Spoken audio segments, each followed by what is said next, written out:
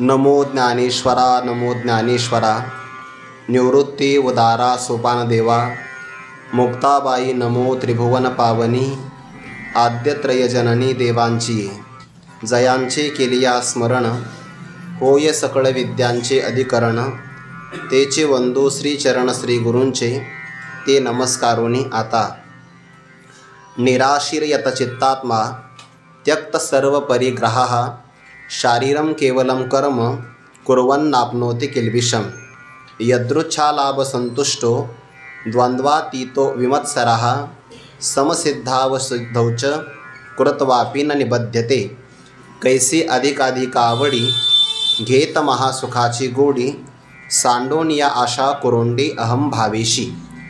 कैवल्य साम्राज्य चक्रवर्ती विश्वमौली ज्ञानोबाराय सकल ब्रह्मनिष्ठ गुरुजनांच्या परमकृपेने श्री भगवती ज्ञानेश्वरीच्या 4थ्या अध्यायाचा विचार आपण करत आहोत। ज्ञानी पुरुषाला परमात्म स्वरूपाचं आत्मत्वाने ज्ञान झाल्यामुळे त्याच्या जीवनामध्ये कर्म नावाच्या साधनाचं कोणतंही प्रयोजन शिल्लक राहत नाही, पण तरीही तो प्रारब्ध वशामध्ये कर्म करतो। याचं कारण आहे त्याला अविद्यालेश शास्त्रामध्ये मानलेलं आहे। ज्याप्रमाणे एखादा कुंभार एखाद्या चाकावर मातीच्या गोळ्यापासून एखादा घट तयार करतो, घट नावाचं कार्य तयार झालं आणि तो घट त्याने उचलला, तरी पण जोपर्यंत त्या चाकामध्ये गती आहे तोपर्यंत ते चक्र थांबत नाही, ते चलन करतच राहतं। तसं प्रारब्ध बलाने ब्रह्मज्ञानी महात्म्याला जरी ब्रह्मज्ञान झालं तरी पण प्रारब्धाचा जो देहाला प्राप्त झालेला वेग आहे तो मृत्यूपर्यंत थांबत नाही। आणि म्हणून ज्ञानी महात्मा प्रारब्धाला वश होऊन सर्व प्रकारची कर्म करतो। त्याची ती कर्म स्वतःच्या स्वार्थाकरता नसतात, लोकसंग्रह करता असतात। तैसे संत जगी क्रिया करुणी दाविती अंगी, कारण त्याचं आचरण प्रमाण मानणारे साधक फार मोठे असतात आणि त्या साधकांना मार्गदर्शन घडावं याकरिता तो कर्म करतो। अर्भकाचे साठी पंते हाती धरिली पाटी, तैसे संत जगी क्रिया करुणी दाविती अंगी। सगळे कर्म करून ते दाखवितात, पण दाविती शब्द आला बरं।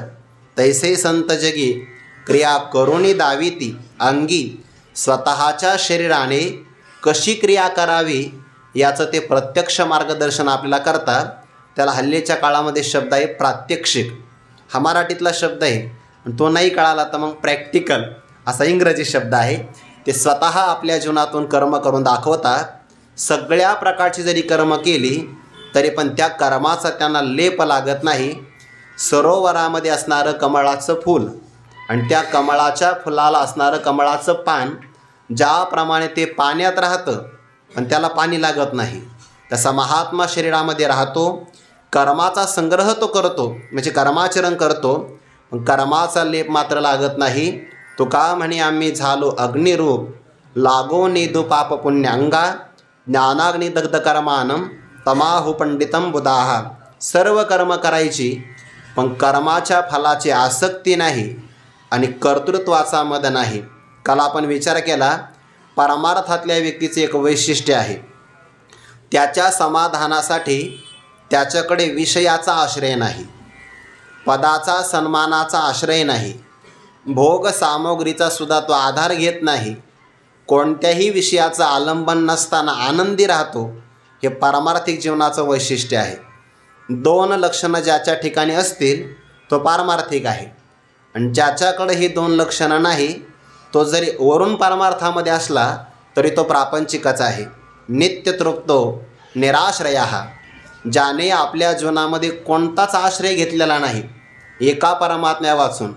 काल आपण थोडासा विचार केला, विषयाचं आलंबन नसतानाही आनंदी राहता येत असेल तर तो आध्यात्मिक किंवा पारमार्थिक आहे। आणि सगळ्या भोग सामग्रीची विपुलता आहे पण समाधानाचा लवलेशसुद्धा नाही तर तो व्यवहारातलाच व्यक्ती आहे। नित्यतृप्तः निराश्रयः, सगळ्या कर्मात जरी प्रवृत्त झाला तर आत्मदृष्टीने काहीच करत नाही। मग अशा पुरुषाने कर्म कोणती करावी? देहनिर्वाह होईल एवढ्याच प्रकारची त्याने कर्म करावी। आणि भगवंताने तो पण नियम सांगितला, ज्याच्या मनातून फलाची आशा निघून गेली आहे, ज्याने आपलं शरीर आणि आपलं अंतकरण स्वतःच्या ताब्यात ठेवलं आहे, त्याला यतचित्तात्मा असं म्हणतात। या पदामध्ये जो आत्मा शब्द आला तो अधिष्ठान चैतन्याकरता नाही आला, तो आत्मा शब्द आला आहे शरीराकरिता। कारण शरीराला सुद्धा आत्मा मानलं जातं की नाही। पंचदशकाराने मुख्य आत्मा, गौण आत्मा आणि मिथ्या आत्मा मानलेला आहे। तर शरीरामध्ये कधी कधी आत्मपदाचा वापर केला जातो, तर तो अतिशय म्हणजे मिथ्या आत्मा म्हणतात त्याला। कधी कधी पुत्रालाही आत्मा असं म्हटलं जातं, आत्मा वै पुत्र नामासी, तिथेही तो गौण शब्दाचा अर्थ आहे। किंवा आपल्या स्वरूपाचा विचार केला तर तो मुख्य आत्मभावाचा अर्थ आहे। आणि इथं यतचित्त आत्मा, ज्याने शरीर, चित्त आणि शरीर ताब्यात ठेवलेला आहे। त्यक्त सर्व परिग्रहा, सगळ्या प्रकारची भोग सामुग्री ज्याने टाकलेली आहे। बाह्य संग्रह तो कोणताच करत नाही। संग्रह किती करावा या बाबतीतलं शास्त्राचं प्रमाण आहे। कौपिन युगलम वासहा कंथाम शीतनिवारिणीम पादुके चापी गृह्णीयात न अन्यस्य कुर्यात संग्रहम, असं स्मृतीमध्ये एक प्रमाण आलं आहे। साधकाकडे संग्रह असावा 2-2 प्रकारचा। हल्लीच्या काळामध्ये 2 टोप्या, 2 उपरणे, 2 सदरे, 2 असणारे धोत्र असावे। पाऊस आला तर आणखीन एखादा शिल्लक, नाही वाळले तर आपण हा अर्थ घ्यायचा, शास्त्रात त्याची परवानगी नाही। 2-2 गोष्टी असाव्या। वासह म्हणजे वस्त्र, 2-2 जोड्या असाव्या। कंथा म्हणजे गोधडी, शीतनिवारिणीम जे थंडीपासून आपलं रक्षण करते, अशी गोधडी साधकाकडे असली तरी चालते। आता हे गोधड्या जवळपास कालामध्ये जमा होणार आहे। अजूनही काही काही लोक येतात बघा शिवून देणारे, गल्ली गल्लीने फिरत असतात। पण त्या गोधडीमध्ये काही वेगळ्या प्रकारची ऊब असते। हे अनुभवाची जोगे नव्हे बोलायचे हां, ती साधकाकडे असेल तरी चालते। पादुके चापी गृह्णीयात, त्याने आपल्या पायामध्ये खडावा वापराव्या। बरेच आपली साधक असतात ना, पायात काहीच घालत नाही, अनवाणी पायानेच प्रदक्षिणा अनवाणी पायानेच करावी। पण एरवी ते अनवाणी पायाने फिरले तर तळ पायाचा आणि डोळ्यांचा अत्यंत जवळचा संबंध आहे। साधना करावी, तप करावं, पण ते तामसी नसावं। मूर्खपणाने अविचारपणाने तप असेल ना, मूढग्राहीनात मनोयत पीडया क्रियते तपहा परोक्ष साधनार्थम वा तत्तामसमुदावृतम, म्हणजे शरीराला वैरी असं नाव ठेवायचं। आणि हे जर तप होत असेल, आता तप केलं, अनवाणी पायाने दिवसभर फिरत राहिला, त्याचा परिणाम झाला डोळ्यावर, ज्ञानेश्वरी वाचायला अडचणी ना भविष्यामध्ये। त्यामुळे पादुके चापी गृह्णीयात, त्याने पादुका खडावा वापरल्या पाहिजे। शास्त्रामध्ये हा संग्रह सांगितलेला आहे। बाकी याच्या व्यतिरिक्त जो संग्रह असेल, परिग्रह असेल, तो त्याने टाकलेलाच आहे। शारीरम केवलम कर्म कुर्वन् न अपनोति किल्बिषम, केवळ शरीराचं रक्षण व्हावं याकरिता तो कर्म करतोय। देह निर्वाहापुरते किंवा निर्वाहापुरते, ते ज्ञानेश्वरीत ओवी अशी आहे बरं, देह निर्वाहापुरते राहाटवी हातापायाते किंबहुना पैते सबाय केले। आणि ते ओवी प्रमाण आठवलं, निर्वाहापुरते अन्नाच्छादन आश्रमाशी स्थान कोपी गुहा, एवढं प्रमाणात कर्म केलं त्याला कोणतंही पाप लागत नाही। पापालाही पापच म्हणतात आणि पुण्याला सुद्धा पापच म्हणतात। साक्षात पाप नरकाला घेऊन जातं आणि वरून पुण्य नाव आहे आणि असायला पाप आहे, ते स्वर्गाला घेऊन जातं। स्वर्गा पुण्यात्मके पापे येईजे, पापात्मके पापे नरका जाईजे, माते जेने पाविजे ते शुद्ध पुण्य। अशा साधकाला कोणत्याही कर्मापासून पापही लागत नाही आणि पुण्याची सुद्धा वाढ होत नाही। तो कसा असतो, 22व्या श्लोकात, या दोन्ही श्लोकाचा काल आपण विचार केला होता, संदर्भ घेऊन फक्त पुढे जायचं आहे। यदृच्छालाभ संतुष्टो, यदृच्छा कशाला म्हणतात, शास्त्राने ज्याची अनुमती दिलेली नाही त्याहून भिन्न असणारा जो प्रयत्न, त्याला म्हणतात यदृच्छा। म्हणजे थोडक्यामध्ये शास्त्राने एखादी गोष्ट निषिद्ध सांगितलेली आहे आणि त्या निषिद्धापेक्षा जर वेगळा प्रयत्न असेल तर त्याला विहित म्हणतात। अशा प्रयत्नाने जे मिळतं त्याला म्हणतात यदृच्छा।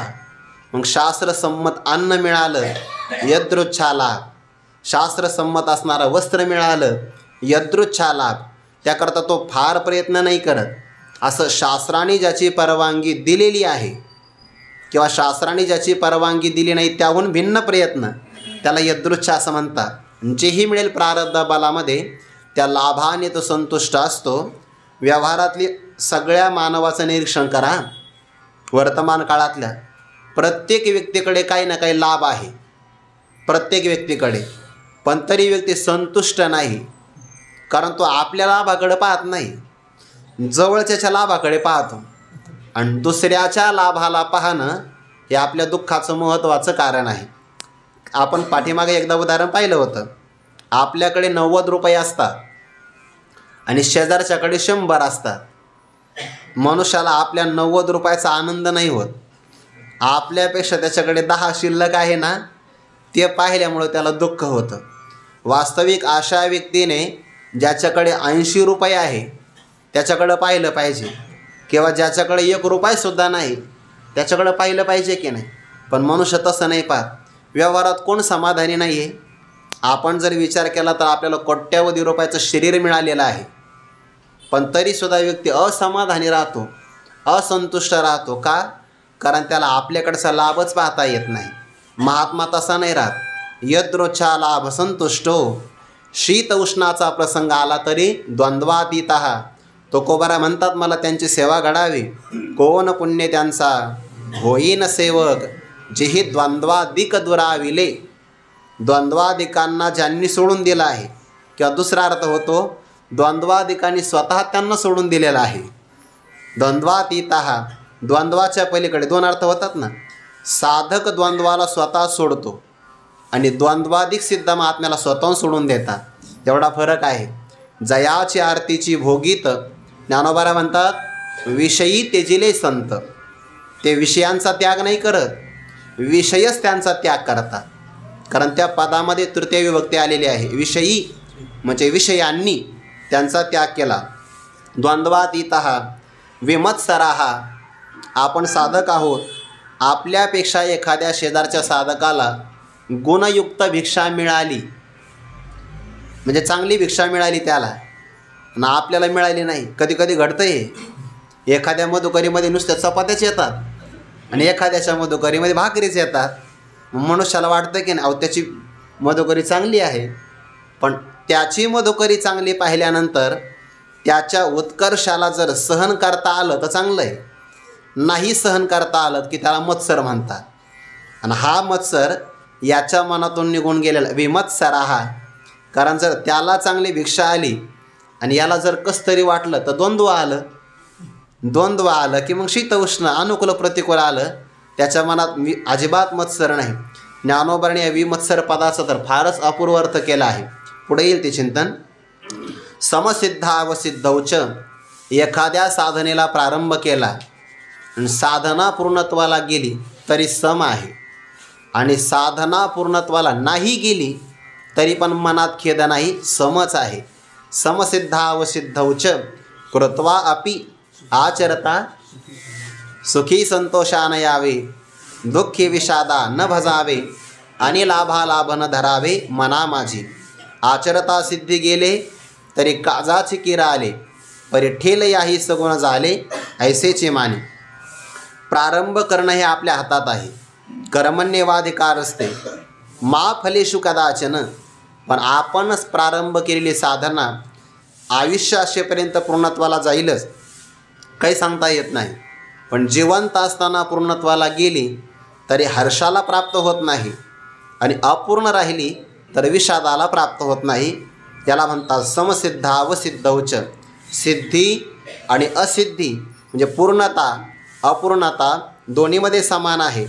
आणि अशा महापुरुषाकडून किंवा साधकाकडून कोणतंही कर्म झालं तरी तो त्या कर्माने बांधला जात नाही. कृत्वा अपि न निबध्यते.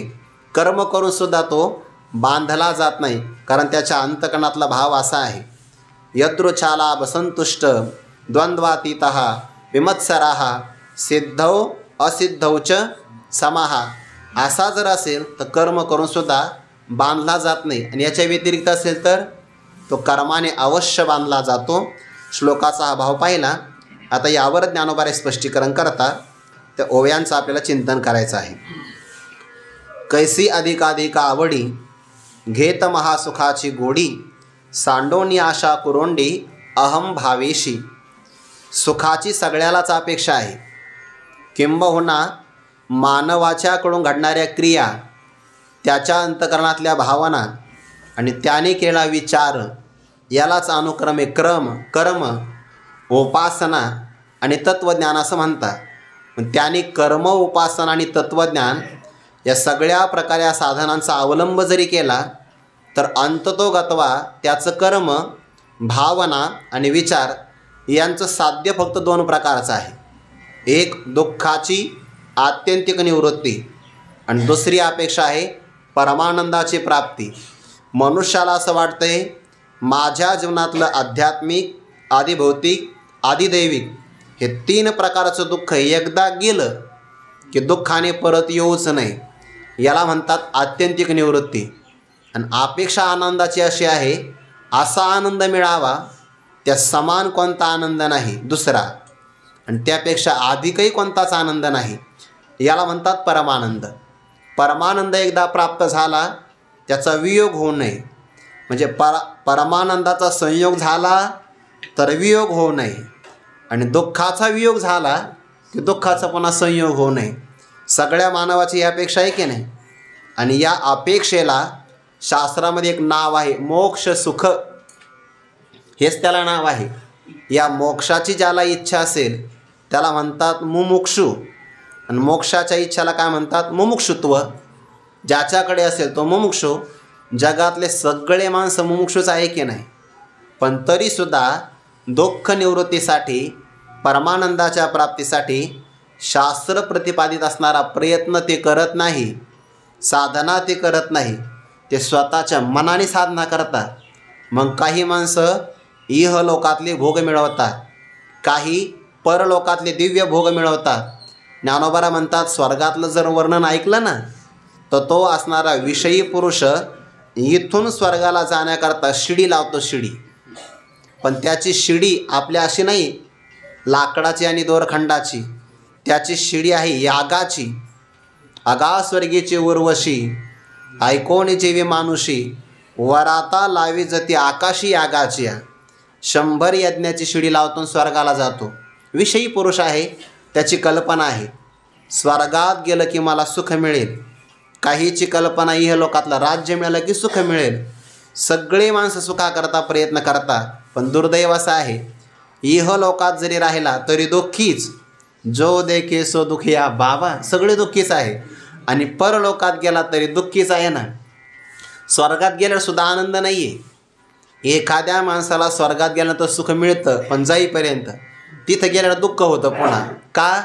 कारण तिथंसुद्धा पुण्य संपलं की मागं यावं लागतं. म्हणजे क्षय नावाचा विकार आहे. पुण्याची पाऊठी सरे, इंद्रपणाची उटी उत्तरे, म्हणजे क्षय आहे. बरं, सगळे इंद्र नाही ना होत. स्वर्गात जरी गेला तर एखादा इंद्र असतो, तर एखादा मंत्रीच असतो, एखादा कार्यकर्ता, एखादा सफाई कामगार. स्वर्गात गेले सगळे, मग सुखामध्ये तरतम भाव आहे. याला अतिशय असं म्हणतात. थोडक्यात काय, इहलोकापासून तर अगदी ब्रह्मलोकापर्यंत जरी व्यक्ती गेला तर पुनरावृत्तीच्या मापाशी झाला. आणि जीवाला प्रारब्ध बलाने सुख असतंच प्राप्त. कोणाला सुख प्राप्त नाही आहे, पण तरीसुद्धा मनुष्याची अपेक्षा असते नाही याच्यापेक्षा थोडं जास्त असावं. ज्याला दररोज 100 रुपये मिळतात त्याला वाटतं नाही 1000 मिळावे. ज्याला 1000 मिळतात भजनाला गेल्यानंतर त्याला वाटतं 10,000 मिळावे. ज्याला 10,000 मिळाले त्याला वाटते नाही नाही नाही कार्यकर्त्यांना आपल्याला फोन करावा, महाराज विचारो तुमचं किती येणं जाणं वगैरे. त्याला वाटतं 50 मिळावे, मला एवढाच भाव माहिती आहे. याच्याही पुढची अपेक्षा असते की नाही. तृष्णावधीम को गताः, शास्त्रकाराचा श्लोक आहे. निःस्ववष्टी शतम शती दशशतम लक्षम सहस्राधिपो तृष्णावधीम को गता. श्लोकात सगळा विचार आला आहे. ज्याच्याकडं काहीच नाही त्याला मिळतं कवडी मिळावी, ज्याला कवडी मिळाली त्याला वाटतं 100 मिळावे. असं करता करता शिवपदापर्यंत जातात. शिव हरिपदम तृष्णावधीम को गताः. प्रारब्ध बलाने सगळ्याला सुख प्राप्त आहे, पण मनुष्याची अपेक्षा आहे की त्याला सर्व देशात सुख मिळावं. म्हणजे त्याच्या सुखाला देश म्हणजे काय, जागा. बरं, आपल्या मस्तिष्कामध्ये जे देश आहे ना सध्याला, ते देश नाही घ्यायचे इथं.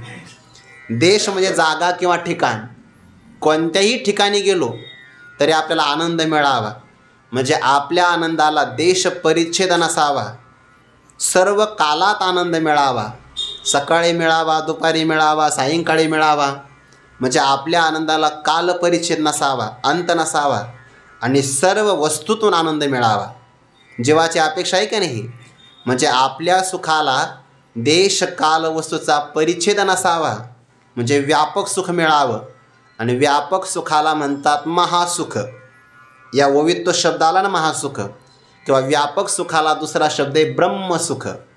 आणि उपनिषदामध्ये त्याला शब्द आहे यो वै भूमा तत्सुखम नाल्पी सुखम असते. मग आतापर्यंत आपण व्यवहारातले किती मोठे माणसं पाहिले. आपण म्हणतो तुकोबराने प्रमाण दिलंय बघा, ते रावणाच्या संपत्तीचं वर्णन केलंय. तुका म्हणे ज्याची संपदा एवढी सांगा ती कवडी गेली नाही. सांगा ते म्हणजे बरोबर. सांगा ते शब्द एक आहे, सांगा ते असा वेगळा नाही. तो शब्द वेगळा घेतला तर मग सांगा बरं असा अर्थ होईल. कवडी ते गेली नाही, कवडीसुद्धा गेली नाही, सांगा असं होईल. आणि सांगा ते शब्द एक घेतला तर रावणाच्या सोबत कवडीसुद्धा गेली नाही. एवढा मोठा जगातला व्यक्ती झाला पण सुखाच्या बाबतीमध्ये कमीच राहिला की नाही. म्हणजे व्यवहारातला व्यक्ती किती मोठा झाला तरी त्याला महासुख प्राप्त होऊ शकत नाही. आणि परमार्थातला व्यक्ती दरिद्री जरी असला तरी त्याच्या सुखाची बरोबरी कोणीच करू शकत नाही.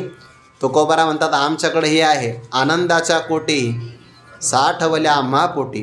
आमच्या अंतकरणामध्ये एवढा आनंद आहे की त्या आनंदाचे देशे काळे वेदानुवादा, ज्या सुखाची न करवे मर्यादा, त्या सुखाची सुखसंपदा मदभक्त सदा भोगीती. उपनिषदामध्ये काही आनंदाचे प्रकार आले आहेत. मनुष्याला किती आनंद मिळू शकतो, थोडा महासुखाचा विस्तार करायचा म्हणून बरं. किती आनंद मिळू शकतो, मानुषानंदापासून प्रारंभ केला आहे तर ब्रह्मदेवाच्या आनंदापर्यंत आनंदाचे प्रकार सांगितले. तर आनंदाच्या कोटी, कोटी म्हणजे प्रकार म्हणतात, जवळपास ते 11 प्रकार आहेत. एका राजाला जो आनंद मिळतो ना, राजाला, त्या राजाच्या आनंदाला मानुषानंद असं म्हणतात. पण त्या राजाचे काही लक्षण असावे, युवा रूपीच विद्यावान निरोगो दृढचित्तवान सैन्योपेतः सर्व पृथ्वीं वित्तपूर्णां प्रपालयन. या 7 लक्षणांनी संपन्न जो राजा असतो त्या राजाला जो आनंद मिळतो भोगापासून, त्या आनंदाला म्हणतात मानुषानंद. आता राजा कसा असावा बघा, युवा तरुण असावा राजा, तरुण. पुन्हा रूपवान असावा, तरुण रूपवान विद्वान असावा, निरोगी असावा. पुन्हा स्थिर मनाचा, सैन्याने संपन्न आणि धनधान्याने समृद्ध असणाऱ्या सगळ्या पृथ्वीचा एकटा सम्राट असावा. त्याला जो आनंद मिळतो, हल्लीच्या काळात असा एकही राजा नाही, एकही नाही. प्राचीन काळात असे राजे होऊन गेले. भरत राजे सभुक्त भोगाम त्यक्त्वैमाम निर्गतस्तपसा हरिम. सगळ्या पृथ्वीचे सम्राट म्हणतात त्याला, चक्रवर्ती सम्राट.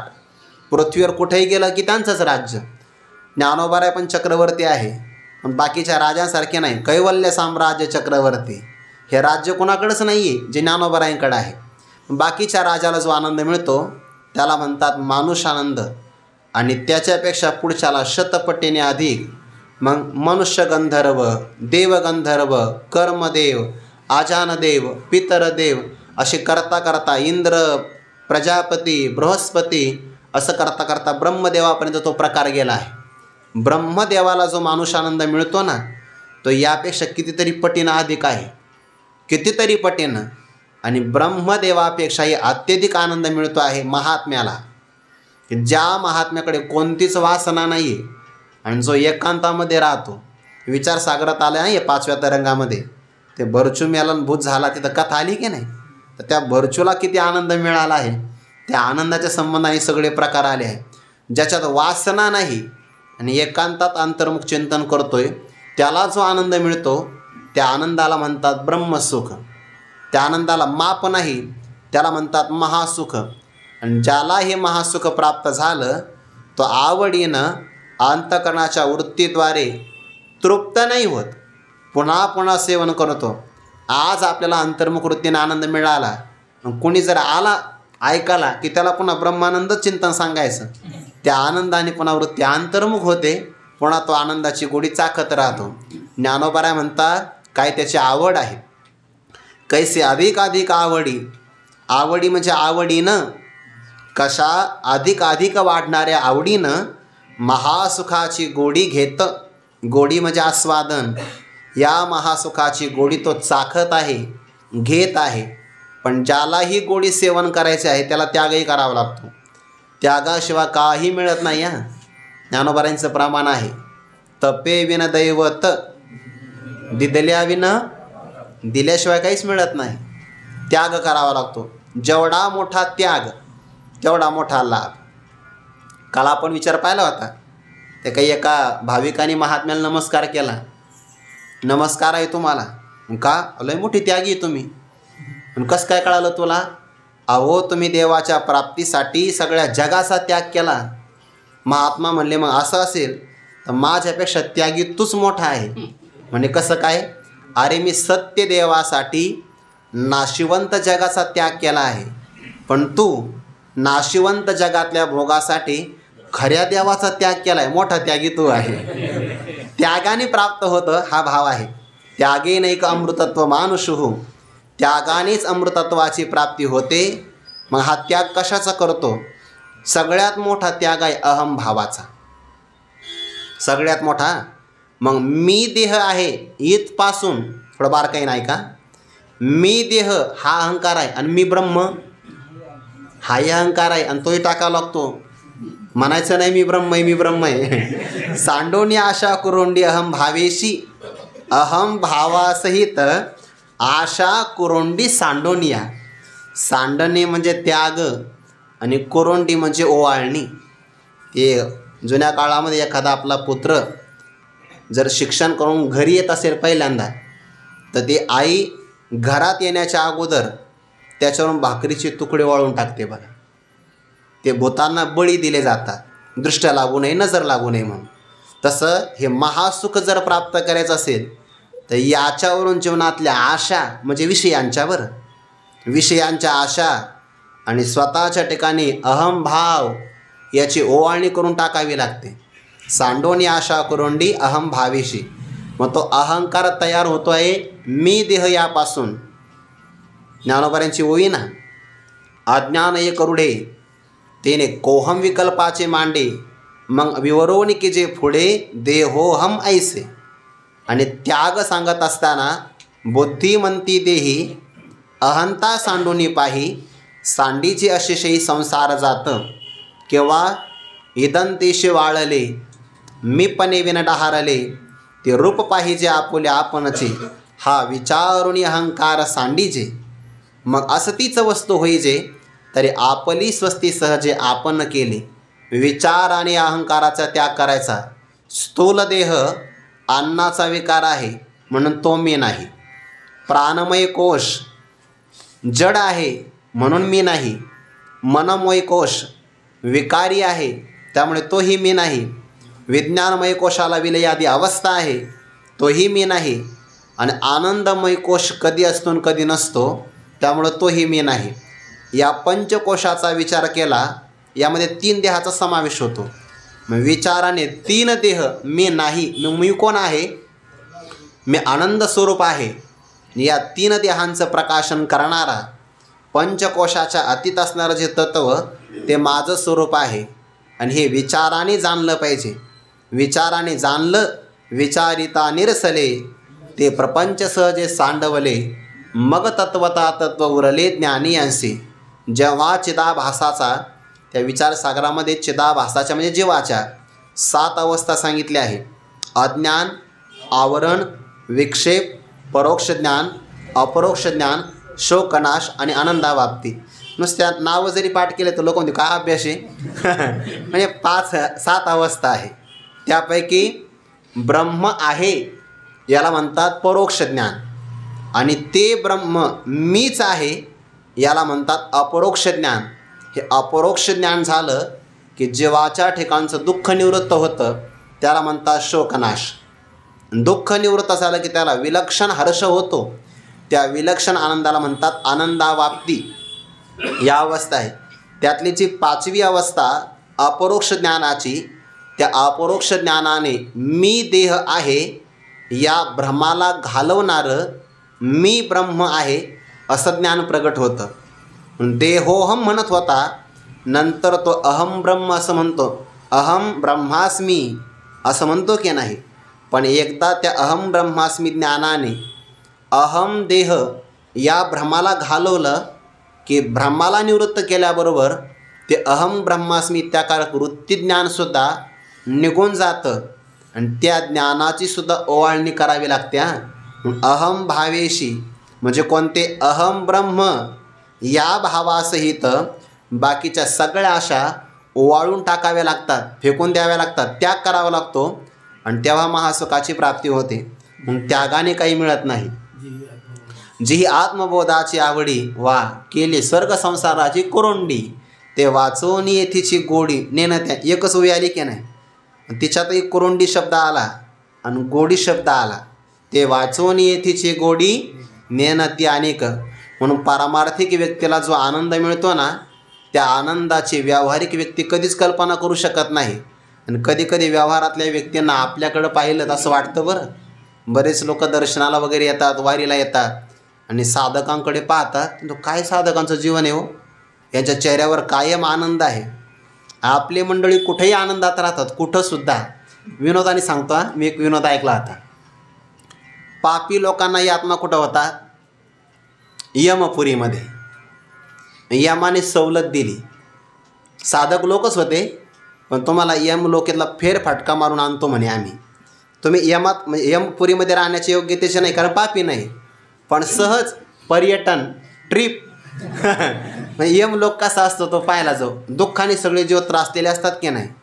पण त्या यमनगरीमध्ये सुद्धा एका भागामध्ये सारखे विनोद सुरू व्हायचे, सारखे लोक हसायचे, सारखे विनोदच. यम म्हटला, का हो, आतापर्यंत आपण दुःखाने रडणारी माणसं पाहिले आणि इथं यमपुरीत आल्यानंतर सुद्धा एका भागातले माणसं का बरं कायम हसतात? दुसऱ्याने उत्तर दिलं, त्या आळंदीतले साधक आहेत. मला भाग काय सांगायचा आहे, हे साधक कुठेही प्रसन्न राहू शकतात आणि कुठेही आनंदी राहू शकतात. आपल्याकडे कोणता आलंबन नाही. व्यवहारातले माणसं येतात की नाही आपल्याकडं कधी कधी, ते म्हणतात तुमच्याकडे स्वतःच्या जागा नाही, FD म्हणतात त्याला, किंवा PF म्हणतात, प्रॉव्हिडंट फंड, भविष्य निर्वाह निधी, बरोबर ना. किंवा मग त्याला संचित ठेवा असं म्हणतात. हे सगळं नाही, बँक बॅलन्स नाही. आनंदी काय आहे? हा आनंद आपला नाही, ज्ञानोबा आहे आपल्याला आनंद देतात. हा इथला आनंद आपण घेतो आहे. म्हणून भाग काय, जे सुख पारमार्थिक व्यक्तीला मिळतं त्याची कल्पना व्यावहारिक व्यक्ती कधीच करू शकत नाही. मी अशी काही माणसं पाहिले, व्यवहारातले उच्च पदावर, प्रचंड प्रमाणातली श्रीमंती, आणि त्यांनी जवळ सांगितलं महाराज काही खरं नाही बाहेर. शेवटी त्यांनी सांगितलं खरा आनंद परमार्थात आहे. हे कधी सांगतात? ते सगळे व्यवहारातले अनुभव ठेसा खाऊन आल्यानंतर. त्यापेक्षा आपणच भाग्यवान आहे की नाही. कैसे अधिक आवडी, हे अत्यधिक आवडीनं सेवन करायचं आहे. म्हणून आपल्याला जर ज्ञानेश्वरीसारखा ग्रंथ मिळाला चिंतनासाठी, समजो किंवा न समजो, हे ऐकलं पाहिजे. याला ऐकणं हाच पर्याय आहे. एखादा व्यक्ती मला काहीच कळत नाही ऐकून, अरे ऐकून जर नाही कळत तर न ऐकता कसं कळेल? कळण्याकरता एकच पर्याय आहे, ते ऐकलंच पाहिजे. पोहण्यासाठी काय पर्याय? नाकातोंडात पाणी गेलं, हे कोणाला मी नाही, जोपर्यंत मला पोहता येत नाही तो मी जाणारच नाही. अरे पोहण्यासाठी जावंच लागते. तसं समजो किंवा न समजो ते ऐकावंच लागतं. कैसे अधिक आवडी, घेत महासुखाची गोडी, सांडोनी आशा कुरुंडी अहम भावेशी, मनोनी अवसरे जे जे पावे, तेने चित सुखावे, जया आपुले आणि परावे दोन्ही नाही. या दोन वयाचा एकत्र विचार आहे बरं. फक्त मी ते सांगण्याचं विसरलो. महासुखाची गोडी तो चाखत आहे, ब्रह्मसुखाची गोडी. त्या गोडीवरून त्याने आशा म्हणजे ममता आणि अहम भाव म्हणजे अहंता, मी आणि माझेपणा वळून टाकलेला आहे. मनोनी या कारणामुळे तक्रार नाही बरं का महापुरुषाची. तक्रार आपली असते. आपल्याला असं वाटतं विषय मिळावा तर उत्तमच मिळावा, कनिष्ठ मिळूच नाही असं वाटतं बघा. समजा एखादा व्यक्ती जेवायला गेला तर त्याचा आग्रह असतो मला चपातीच मिळावी. भाकरी आली की त्याला ती आवडत नाही. पण तक्रार महात्म्याची नाही. अवसरे जे जे पावे ते समयासी सादर व्हावे. हा अभंग नुसता चालीत नाही म्हणायचा, हा अनुभव आला पाहिजे त्याचा. समयासी सादर व्हावे, नाही तर मग चालतं तयारच आहे, चालीसाठी नाही. अनुभव कोण्या दिवशी पक्वान नाही येईल, तो कोण्या दिवशी शिळ्या भाकरी येईल, कोण्या दिवशी उपवासही पडेल, कोण्या दिवशी पालखीत जागा, तर कोण्या दिवशी अनवाणी पायाने जावं लागेल, कोण्या दिवशी यमही येतील घेऊनही जातील. समयासी सादर व्हावे अभंगातला भाव आहे. अवसरे ज्या ज्या प्रसंगाला जे जे पावे, जे प्राप्त होईल. कधी एखादा व्यक्ती स्तुती करेल, तर कधी कोणी निंदा करेल, कोणी सन्मान करेल, कोणी अपमान करेल, कोणी आपल्याला जवळ बोलवावी, कोणी दूर लोटेल. अवसरे जे जे पावे तेने चित्त सुखावे. बरं, हे महत्त्वाचं आहे. त्या सगळ्या गोष्टी तो सुखी होतो. म्हणजे नजराना जरी आला तुकोबारायांकडे तरी आनंद नाही, आणि दुष्काळाने द्रव्य मान याची आटणी झाली तरी दुःख नाही. दोन्ही प्रसंगामध्ये बरे झाले देवा, निघाले दिवाळे, बरे या दुष्काळी पीडा केली. एवढी पॉझिटिव्ह थिंकिंग जगात दुसरीकडं कुठं आहे? सकारात्मक विचारसरणी म्हणतो की नाही आपण. जोपर्यंत व्यक्ती अध्यात्मात येणार नाही ना, तोपर्यंत बाकीच्या व्याख्यानाचा सुद्धा काही उपयोग नाही आहे. इथं शिक्षण आहे आणि हे शाळेत शिकवलं पाहिजे. मान अपमान गोवे अवघे गुंडोनी ठेवावे, हेचे देवाचे दर्शन सदा राहे समाधान. सदैव समाधानी राहणं हा देवाचा साक्षात्कार आहे. दर्शन म्हणजे साक्षात्कार. मान अपमान गोवे अवघे गुंडोनी ठेवावे, हे शाळेत शिकवलं पाहिजे आणि हे आपल्या घरी पण शिकवलं पाहिजे. आपण ज्ञानेश्वरी वाचतो एवढ्यावर वागणार नाही आहे. आपल्या घरातल्या लहान मुलांनीसुद्धा हे वाचलं पाहिजे.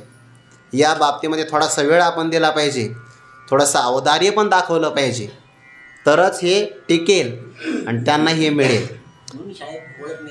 हा तो उपक्रम चांगला आहे. आळंदीमध्ये ओळख ज्ञानेश्वरीचे उपक्रम छान.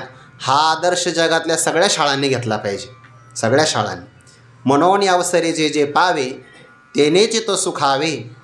त्या गोष्टीने तो सुखावतो, दुःखी होत नाही. जया ज्याच्या ठिकाणी अयम हा आपला ना हा पर हा भाव नाही, हा संकोचित मनामध्ये असतो. ते आपण उदाहरण पाहिलं ना, एकत्र कुटुंब पद्धती.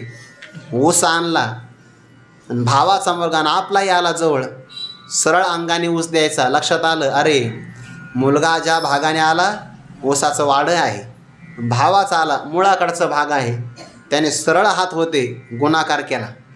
तिरकस हे आपला परावा भाव आहे. जया आपुले आणि परावे दोन्ही नाही. आपला परका हा दोन्ही प्रकारचा भाव त्याच्या ठिकाणी नाही, कारण त्याच्या अंतकरणामध्ये ही भावना आहे. वसुधैव कुटुंबकम अयम निजहा परोवेती गणना लघुचेतसाम उदारचरितानाम तो वसुधैव कुटुंबकम विषयी विरक्त जया नाही अपपर संतुष्ट सर्वदा स्वये व्यापक निर्धार. आपल्या गुरुजनांचे जीवन पहा तुम्ही. जीवन हे सगळे असेच आहे की नाही. आपुले आणि परावे दोन्ही नाही. कधीच नाही. ज्ञानदान करत असताना भेदच नाही पाहत. जातीचा, पंथाचा, धर्माचा, वर्णाचा, प्रांत नाही, शिक्षणसुद्धा नाही. गुरुवारी मारुती बाबा सांगत असतात, आपल्या संस्थेमध्ये कधी कधी ते प्रवेश देत असताना ना शिक्षण पाहिलं जातं. बाबांनी शिक्षण नाही पाहायचं. आपली संस्था ही साधकाला जन्म देणारी संस्था आहे. त्यामुळे एखादा शाळेमध्ये जरी कमी असेल तर भविष्यामध्ये 4 वर्षामध्ये तो चांगला साधक होऊ शकतो, सेवाभाव त्यामध्ये येऊ शकतो. बाबांचं उदाहरण तर कर. पण पहिल्या वर्षाला विद्यार्थ्याला बाबांनी नापास नाही करायचं, सगळे पास करायचे. एखाद्या विद्यार्थ्याने बाबांच्या परीक्षेला पेपरच दिला, लिहिलं काहीच नाही, तरी बाबा त्याला 1 मार्क देतात. तो आलाय ना. बाबा नापास नाही करायचं. न येणाऱ्यापेक्षा येणारा महत्त्वाचा आहे की नाही. मग काही विद्यार्थ्यात काही आठवत नाही विचारसागरामध्ये. मग ज्ञानदेव तुकाराम, ज्ञानदेव तुकाराम सगळा पेपर. आपुले आणि भरावे दोन्ही नाही. जडभरतांनी आपल्या जीवनामध्ये तपश्चर्या केली. अगोदर राज्याचा परित्याग केला, पण त्या हरणामध्ये जीव गुंतला, मरण आलं.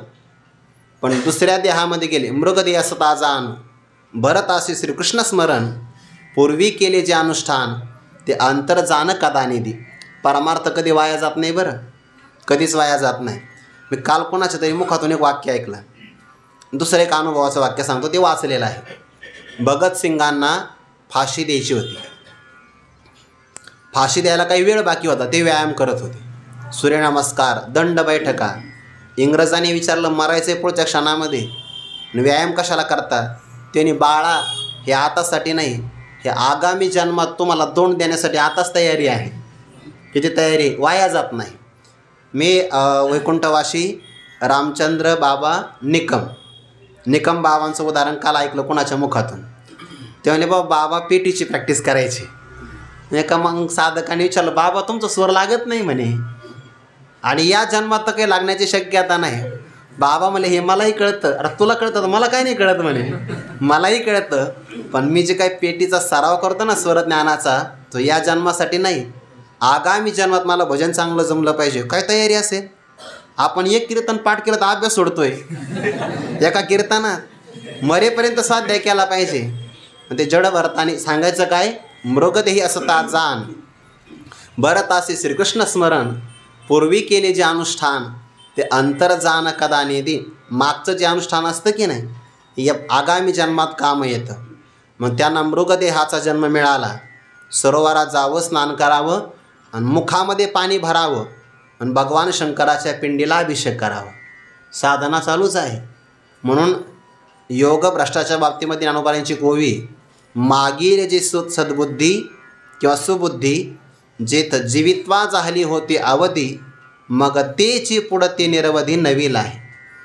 या जन्मात आपण जी बुद्धी कमावली, म्हणजे आपलं जे अंतःकरण तयार झालं, संस्कार संपन्न जी बुद्धी आपण या जीवनात कमावली, साक्षात्कार नाही झाला पण आगामी जन्म मिळाला, तर आगामी जन्मात आपली आताची टवटवीत असणारी बुद्धी जशास तशी प्राप्त होते. देह बदलतो, बुद्धी नाही बदलत. म्हणून शहाण्या मनुष्याने संस्कार दररोज चांगले मिळवले पाहिजे. ते आगामी जन्मात का होईना काम येणार आहे. आणि दररोज संस्कार गोळा करणं यालाच खऱ्या अर्थाने शिक्षण म्हणतात. हे शिकलं पाहिजे. म्हणून त्या देहामध्ये साधना सुरूच आहे. साधना झाली तो जन्म संपला.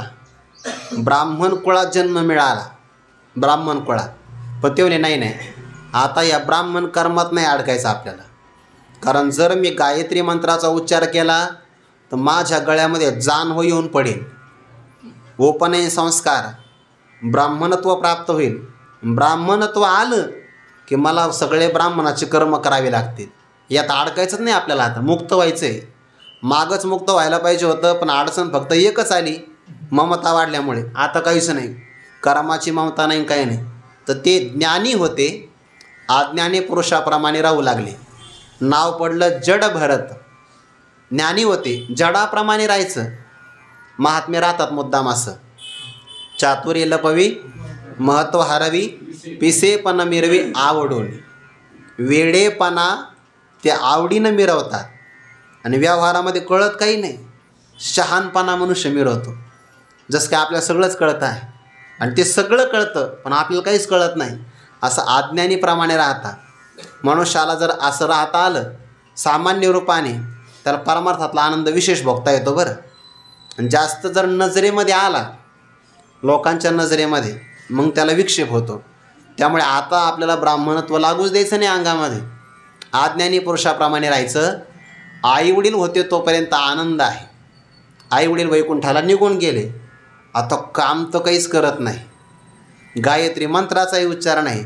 मग अशा व्यक्तीला घरात कोण बरं आदर देणार आहे? कोणीच नाही. घरातून अपमान झाला तरी आनंदी, कोणी सन्मान दिला तरी आनंदी. असं म्हणतात की त्यांना त्यांच्या कुटुंबातले लोक दुसऱ्या दिवशी भोजन द्यायचे, पण कसं रात्रीचं उरलेलं. अवसरे जे जे पावे तेनेचे तो सुखावे, पण तक्रार नाही. कधी कधी पातेल्याला लागलेलं करपलेली खिचडी ती मिळाली तरी तक्रार नाही, आनंदात राहायचे. त्यांच्या आनंदात पदार्थामुळे फरक नाही पडला. आपलं तर असं आहे, जर वाढ नाही आली लवकर बाबा मनुष्य असं तापवतो की नाही. नशीब भांडे सुरक्षित राहतात. म्हणजे वाट पाहतो मनुष्य. आनंद उपचारावर आहे आपला, आणि त्यांचा आनंद उपचारावर अवलंबून नाही, निरुपचार संतोषीचं समाधानी आहे. गावातले तैसे निंदा आणि स्तुती, मान करून एके पंक्ती, विचारे प्राणवृत्ती जनीवनी. जनात राहतात, वनात राहतात, प्राण आहे म्हणून राहतात. किंवा जसा प्राण शरीरात राहतो तसे ते जनावनात राहतात. दोन्ही अर्थाने चिंतन करता येईल. निंदा आणि स्तुतीला एकच सन्मान. गावातले काही लोक काम करून घ्यायचे, ताजं अन्न द्यायचे गावातले लोक. एवढं आमचं काम करून द्या, चालले काम करायला, तक्रार नाही. घरातल्या लोकांनी विचार केला, गावातले लोक कामापुरतं वापरतात, त्यापेक्षा आपणच एक काम करू ना. आपल्या शेतीला नाही तरी राखण करायला कोणीच नाही, मग आपण यांना राखण करायला ठेवू. भरतांना शेतीची जबाबदारी दिली. ते राखण करता करता रहुगण नावाचा राजा तिथून चालला होता. पालखीत बसून ब्रह्मज्ञानी महापुरुषाकडे जायचं, वजनात जाऊ म्हणे. पालखीत बसून एका भुईला काहीतरी अडचण आली, पाय दुखत असेल म्हणा, त्याला अशक्तपणा आला. 3 भोयावर पालखी जाऊ शकत नाही. तिथे म्हणलं, महाराज आम्ही एक जण शोधून आणतो. 4 जण लागतातच बघा, पालखीला असो नाही तर मग लागतातच 4. ते आणला त्यांनी.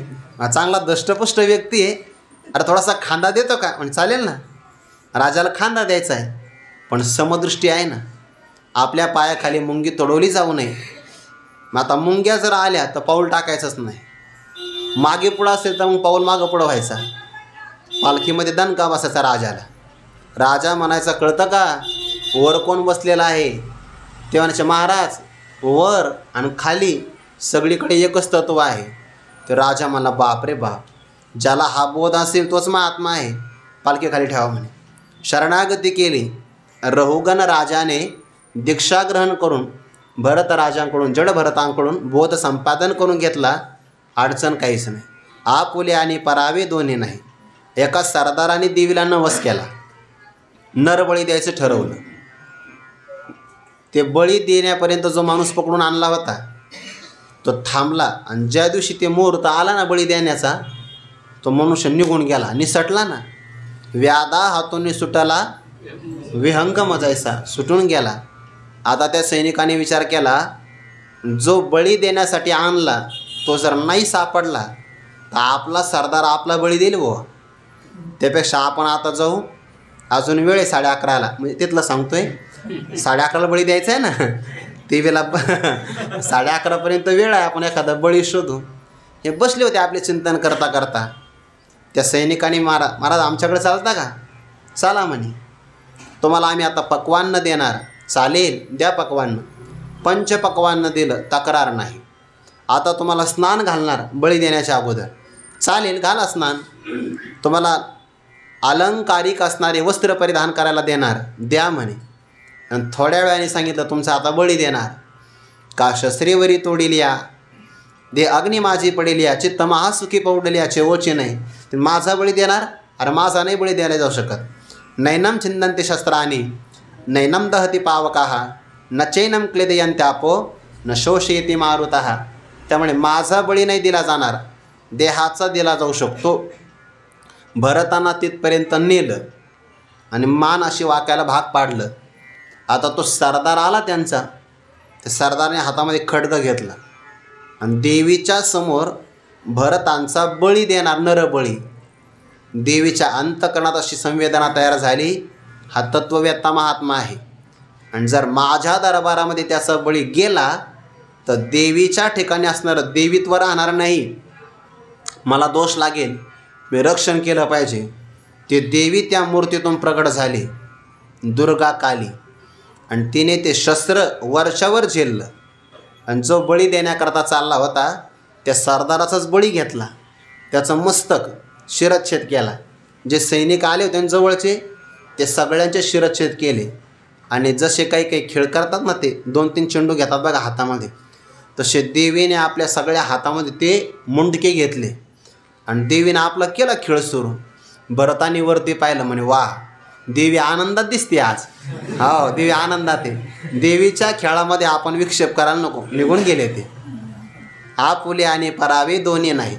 सरदाराच्या ठिकाणी परका भाव नाही, आणि रहुगण राजाच्या ठिकाणी आपला भाव नाही, कोणाच्याच बाबतीमध्ये नाही. कारण ज्याला देहाच्या ठिकाणी देहत्व भ्रांतीच नाही त्याला आपले परावे येतील कसे. आपले परावे सुरुवात होते देहापासून, आणि त्याला देहात्म भ्रांतीच नाही. त्यामुळे आपुले जया, आपुले आणि परावे दोन्ही नाही. हा आपला आहे ना हा परक्याचा आहे, हा भाव नाही. आपण आपल्या सगळ्या संतांचं चिंतन पाहिलं जीवनाचं, त्यांच्यामध्ये आपपरभावना आहे. मेळविली मांदी वैष्णवांची किंवा ज्ञानोबारांच्या बाबतीमध्ये नाथमारांचं प्रमाण आहे. कृपाळू उदार माझा ज्ञानेश्वर, तया नमस्कार न पाहे याती कुळाचा विचार. भक्त करुणाकर ज्ञानाबाई, मनोनी अवसरे जे जे पावे तेने चित्त सुखावे. जया आपुले आणि परावे दोन्ही नाही. आशा महात्म्याने जगताकडे पाहिलं तरी त्याला काय बोध प्राप्त होतो चिंतन येणार आहे, ते आपण उद्या पाहू. कुंडलिक वरदारी विठ्ठल श्री ज्ञानदेव तुकाराम माऊली ज्ञानेश्वर महाराज की जय. जगद्गुरु तुकाराम महाराज की जय. सद्गुरु जोग महाराज की जय.